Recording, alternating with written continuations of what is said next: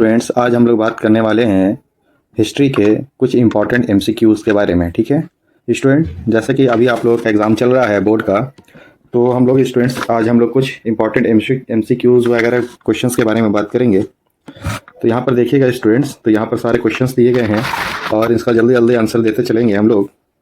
तो पहला, चलिए स्टूडेंट्स हम लोग आज का वीडियो स्टार्ट करते हैं। तो आज का ये पहला क्वेश्चन है students, for the middle class of Europe the most important feature of liberalism was. For the middle class of Europe the most important feature of liberalism was. अगर स्टूडेंट्स हम लोग मिडिल क्लास ऑफ यूरोप की बात करेंगे तो उनका important feature क्या था, है ना, लिबरलिज्म का क्या था important feature? A, abolition of conservatism, right to be liberal and educated, individual freedom and equality before law and representative government. तो यहाँ पर हम लोग देखेंगे स्टूडेंट्स, जैसे लिबरलिज्म का मतलब ये होता है इक्वालिटी। ठीक है, तो हमारा जो ऑप्शन नंबर सी है वो सही होगा। ठीक है students, individual freedom and equality before law, ये हम लोगों का पहला का आंसर है। इसी तरीके से अगर हम लोग दूसरा क्वेश्चन को देखेंगे स्टूडेंट्स, तो यहाँ पर दूसरा क्वेश्चन क्या बोल रहा है? रोमांटिसिज्म रिफर्स टू, रोमांटिसिज्म का मतलब क्या है? Cultural movement, religious movement, political movement या लिटरेरी मूवमेंट। तो यहाँ पर हम लोग देखेंगे स्टूडेंट्स, तो रोमांटिसिज्म हम लोग उसको कहते हैं जो कल्चर मूवमेंट से जुड़ा होता है। तो इसका आंसर क्या होगा स्टूडेंट्स? ए, कल्चर मूवमेंट, यानी कि romanticism refer to the culture movement. Next question को अगर हम लोग देखेंगे students, in Persia who was referred to as Junkers, यानी कि पर्सिया में स्टूडेंट्स जंकर्स किसे कहा गया था? मिलिट्री ऑफिशियल्स लोगों को, लार्ज लैंड लॉर्ड्स को, जो लैंड ऑनर्स थे उनको, फैक्ट्री ऑनर्स को, या एरिस्टोक्रेट्स नोबेल को। तो यहाँ पर स्टूडेंट्स इसका जो सही आंसर होगा ये होगा option number B, large land owners को क्या कहा गया था? जंकर्स कहा गया था पर्सिया में। ठीक है स्टूडेंट्स, तो इसी तरीके से हम लोग अपना नेक्स्ट क्वेश्चन देखेंगे स्टूडेंट। तो यहाँ पर नेक्स्ट क्वेश्चन आ गया स्टूडेंट्स, तो ये है, who among the following was proclaimed the first king of united Italy, यानी कि यूनाइटेड इटली का फर्स्ट किंग कौन था, कौन बना था? Nicholas two, king George two, William four या विक्टर एमेनुअल टू। तो इसका जल्दी से आंसर दिएगा स्टूडेंट्स। तो इसका आंसर क्या है? Victor Emmanuel two, option number D, Victor Emmanuel two. ठीक है, इसी तरीके से अगर हम लोग नेक्स्ट क्वेश्चन की और आगे बढ़े स्टूडेंट्स, तो नेक्स्ट क्वेश्चन है, a large number of people were hostile to the Napoleonic Code because it was not suitable for all. It destroyed the special privilege for the rulers. Administrative changes did not go hand in hand with political freedom. None of the above. तो जल्दी से इसका answer देंगे students. A large number of people were hostile to the Napoleonic Code. तो इसका answer होगा students option number C, administrative change, है ना, administrative change did not go hand in hand with the political freedom. ठीक है, ये option number सी होगा students इसका आंसर। नेक्स्ट क्वेश्चन की अगर हम लोग तरफ देखेंगे स्टूडेंट्स, नेक्स्ट क्वेश्चन देखेंगे तो है, who among the following hosted the congress at Vienna in 1805। तो स्टूडेंट्स जो ट्रीटी ऑफ वीना हुई थी 1815 में जो ट्रीटी हुई थी, है ना, वीना में 1815 की, तो उसकी अगुवाई कौन कर रहे थे? किसने होस्ट किया था? तो king of the Netherlands Joseph Mazzini, duke Metternich या ऑटोमन बिस्मार्क। ये ऑप्शन क्वेश्चन नंबर 6 का, तो यहाँ पर ये क्वेश्चन नंबर 6 का जो आंसर होगा स्टूडेंट्स वो है option number C, duke Metternich. क्या होगा option students? Duke Metternich will be the right answer. Next question की तरफ अगर हम लोग आगे बढ़े स्टूडेंट्स, तो who among the following formed the secret society called young Italy. ये बहुत इजी क्वेश्चन है स्टूडेंट्स, इसका जवाब देंगे जल्दी से। यंग इटली नाम का जो सीक्रेट सोसाइटी बनाया गया था वो किनके थ्रू बनाया गया था? ठीक है ना, किन्होंने बनाया था? Ottoman Bismarck, Joseph Mazzini, duke Metternich या जॉन गॉटफ्राइड हर्डर। तो इसका होगा स्टूडेंट्स ऑप्शन नंबर क्या है, जल्दी से बताएंगे? हाँ सही है, ऑप्शन नंबर बी, है ना, जोसेफ मैजनी ने ही क्या हुआ था कि उन्होंने ही यंग इटली नाम का एक सीक्रेट सोसाइटी बनाया था, है ना। नेक्स्ट क्वेश्चन की तरफ अगर हम लोग देखेंगे स्टूडेंट्स, तो क्वेश्चन नंबर 8 है, one of the following type of government was functioning in France before the revolution of 1789। यानी कि स्टूडेंट्स किस टाइप का गवर्नमेंट चल रहा था 1789 में फ्रांस में? ठीक है ना, 1789 से पहले फ्रांस में किस टाइप का गवर्नमेंट चल रहा था उसके बारे में पूछा जा रहा है स्टूडेंट। तो यहाँ पर देखेंगे, डिक्टेटरशिप था या मिलिट्री था या बॉडी ऑफ फ्रेंच सिटीजन था या मोनार्की था। तो इसका आंसर क्या होगा स्टूडेंट्स? हाँ सही है, डी, मोनार्की, है ना, मोनार्की। राजा हीर था वहां पर, राजघराने का, है ना, बर्बन डायनेस्टी का वहां पर रूल चल रहा था। तो इसका ऑप्शन क्या होगा? Option number D. ठीक है स्टूडेंट, नेक्स्ट हम लोग देखेंगे, नेक्स्ट क्वेश्चन है हम लोग का, who among the following was known as colons. Colons के नाम से किन्हें जाना जाता था? फ्रेंच सिटीजन को live in Vietnam, French citizen living in France, educated person people of Vietnam या इलाइट्स ऑफ वियतनाम, ठीक है ना, किनको कहा जाता था? कोलम्स, हाँ, French citizen living in Vietnam, French citizen living in Vietnam will be the right answer. Next question देखेंगे स्टूडेंट्स, अब हम लोग क्वेश्चन नंबर 10 है ना। क्वेश्चन नंबर 10 है students, which one of the following statement is false regarding the act of union 1707? जो act of union आया था स्टूडेंट 1707, उसके अनुसार ये जो कुछ स्टेटमेंट्स दिए गए हैं उसमें कौन सा फॉल्स है, ठीक है ना। तो it was an agreement between England and Scotland, तो बताएंगे स्टूडेंट्स इसमें से कौन सा आंसर होगा, ठीक है। It was an agreement between England and Ireland, it resulted in the formation of the United Kingdom of Great Britain, it gave England control over Scotland। तो यहाँ पर देखिएगा स्टूडेंट्स, तो ऑप्शन नंबर ए, सी और D लगभग same है students, ठीक है, कनेक्टेड है। यहाँ पर ऑप्शन नंबर जो बी है ये राइट होगा, है ना, क्योंकि ये जो स्टेटमेंट है वो पूरा गलत है ना। हाँ, it was an agreement between England and Ireland, ये जो ऑप्शन है स्टूडेंट्स, ये ऑप्शन क्या है, बिल्कुल ही गलत है, ठीक है। तो इसका ऑप्शन नंबर क्या होगा, बी। नेक्स्ट क्वेश्चन की तरफ अगर हम लोग देखें स्टूडेंट्स, तो यहाँ पर है which one of the following state was ruled by the Italian princely house before the unification of Italy, यानी कि यूनाइटेड इटली से पहले इटली में कौन से प्रिंसली हाउसेस वहां पर रूल कर रहे थे? किंगडम ऑफ टू सिसिलीज, है ना, सिसिलीज, यहाँ लॉम्बार्डी, वियतनाम या सार्डिनिया, पिडमाउंट। तो इसका क्या होगा आंसर स्टूडेंट्स? हाँ सही है, ये इसका होगा ऑप्शन नंबर डी, है ना। इसका राइट आंसर क्या होगा? Option number D, Sardinia Piedmont, Sardinia Piedmont, है ना, ठीक है। नेक्स्ट क्वेश्चन की अगर हम लोग तरफ देखें स्टूडेंट्स, तो नेक्स्ट क्वेश्चन है which one of the following statement is not true about Joseph Mazzini, है, जोसेफ मैजनी के लिए कौन सा स्टेटमेंट सही नहीं है? He wanted the united Italy republican, he founded an underground society called young Italy, he wanted Italy to be a monarchy, है ना, he was exiled for attempting a revolution in Liguria. तो यहाँ पर देखेंगे students, तो यहाँ पर साफ दिख रहा है कि ऑप्शन नंबर सी है जो स्टूडेंट्स, वो क्या है, टोटली रॉन्ग है, ठीक है।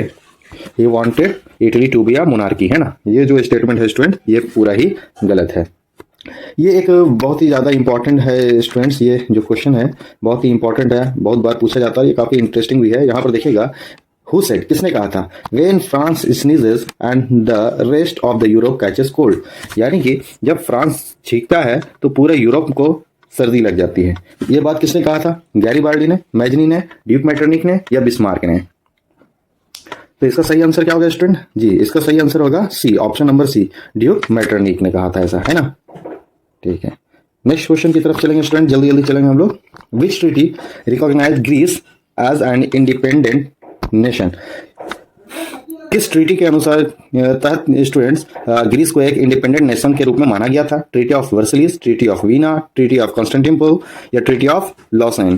तो यहाँ पर है स्टूडेंट्स ऑप्शन नंबर सी, है ना, ट्रीटी ऑफ कॉन्स्टेंटिनोपल के अनुसार ही क्या हुआ था, ग्रीस को एक इंडिपेंडेंट नेशन माना गया था, ठीक है ना। तो ये लास्ट क्वेश्चन रहा स्टूडेंट्स चैप्टर 1 से, तो इसको सही से जवाब देंगे। Zollverein started in 1834 in Persia refers to Zollverein जो स्टार्ट किया गया था स्टूडेंट 1834 में, है ना, पर्सिया में।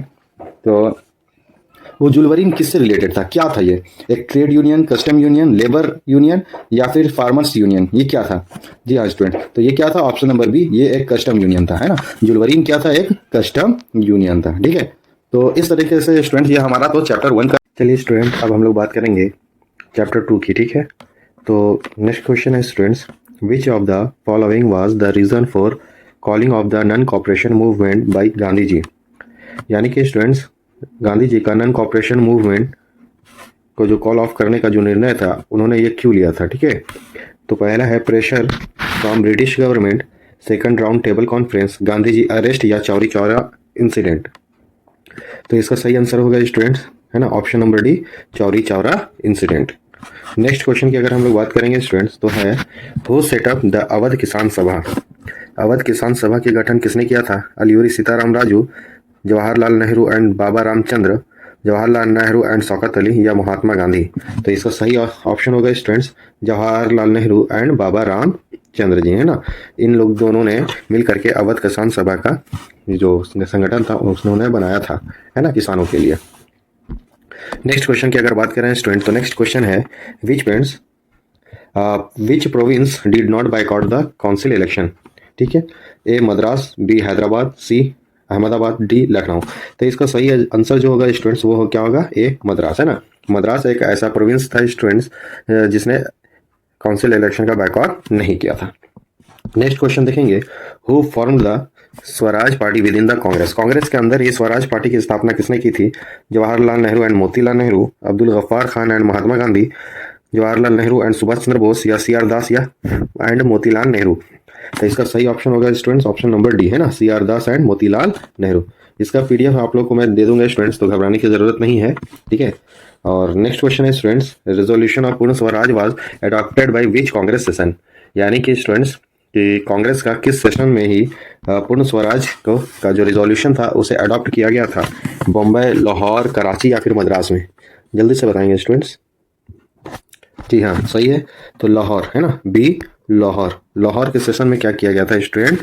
पूर्ण स्वराज का जो रिजोल्यूशन था उसको अडॉप्ट किया गया था। नेक्स्ट क्वेश्चन देखेंगे स्टूडेंट, तो हमारा नेक्स्ट क्वेश्चन है, विच party did not boycott the council election held in the year 1921। इससे पहले स्टूडेंट्स हम लोगों ने बात किया था, तो वहाँ पर हम लोगों ने स्टेट के बारे में बात किया था। अब यहाँ पे हम लोग पार्टी के बारे में देखेंगे, है ना, कि कौन सी ऐसी पार्टी है जिसने क्या किया था, काउंसिल इलेक्शन का बाइकआउट नहीं किया था, है ना। तो Swaraj party, justice party, Muslim league या कांग्रेस पार्टी?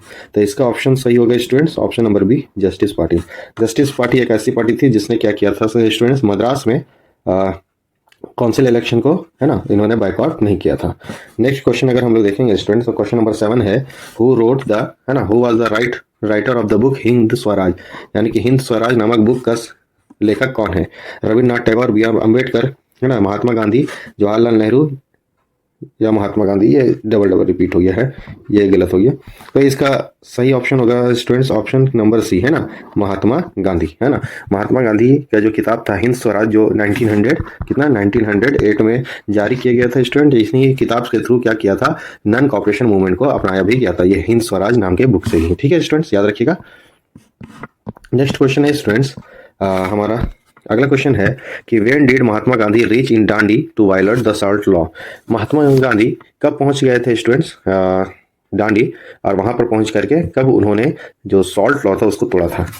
ए बी सी डी। तो इसका सही आंसर होगा स्टूडेंट्स, है ना, 6 अप्रैल 1930, ऑप्शन नंबर बी।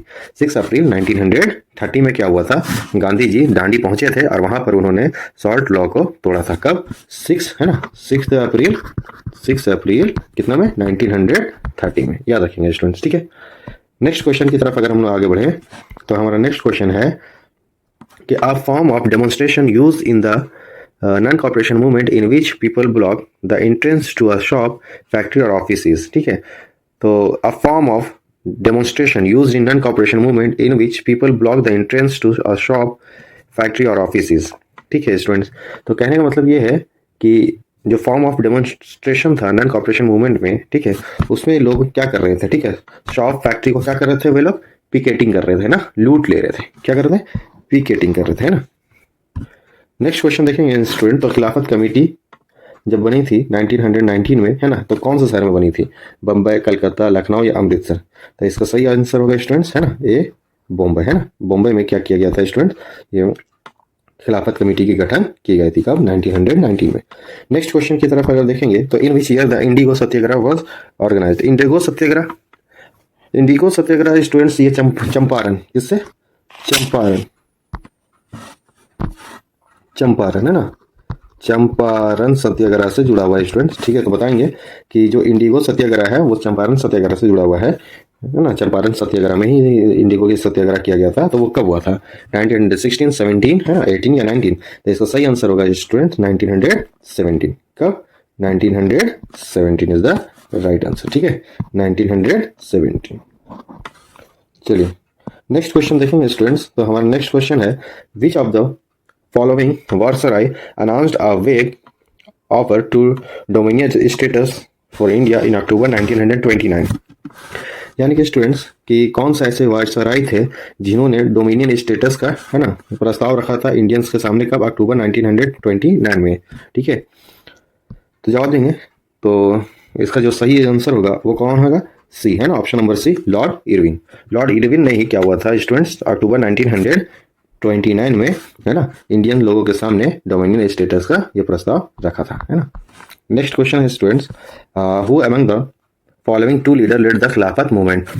नीचे जो दिए गए हैं स्टूडेंट्स, उसमें कौन से ऐसे दो नेता थे जो खिलाफत मूवमेंट से जुड़े हुए थे? शौकत अली एंड मोहम्मद अली। तो आई थिंक यही क्या है आप लोग का सही आंसर, है ना। शौकत अली और मोहम्मद अली, ये दोनों जो भाई थे, अली ब्रदर्स थे, इन लोगों ने ही क्या किया था, इन लोगों ने ही क्या किया था, खिलाफत मूवमेंट को सपोर्ट किया था, है ना। नेक्स्ट क्वेश्चन है students, who organize the Swaraj party in west Bengal. West Bengal में स्वराज पार्टी को ऑर्गेनाइज कौन कर रहे थे? बिपिन चंद्र पाल, चित्तरंजन दास एंड मोतीलाल नेहरू, जवाहरलाल नेहरू या सुभाष चंद्र बोस। ठीक है, तो जल्दी से इसका आंसर हम लोग पहले भी दे चुके हैं स्टूडेंट्स, है ना। हाँ, ये ऑप्शन नंबर बी है ना, चित्तरंजन दास एंड मोतीलाल नेहरू। ठीक है, नेक्स्ट क्वेश्चन देखेंगे स्टूडेंट, तो when did the Jallianwala Bagh incident take place. ठीक है, जलियांवाला बाग जो फेमस इंसिडेंट्स है वो कब हुआ था? 13 अप्रैल 1919, 15 अगस्त 1919, 27 अक्टूबर 1919 या फिर 10 मार्च 1919। जी हाँ स्टूडेंट्स, इसका सही जवाब क्या होगा? 13 अप्रैल 1919 में क्या हुआ था? जलियांवाला बाग इंसिडेंट हुआ था।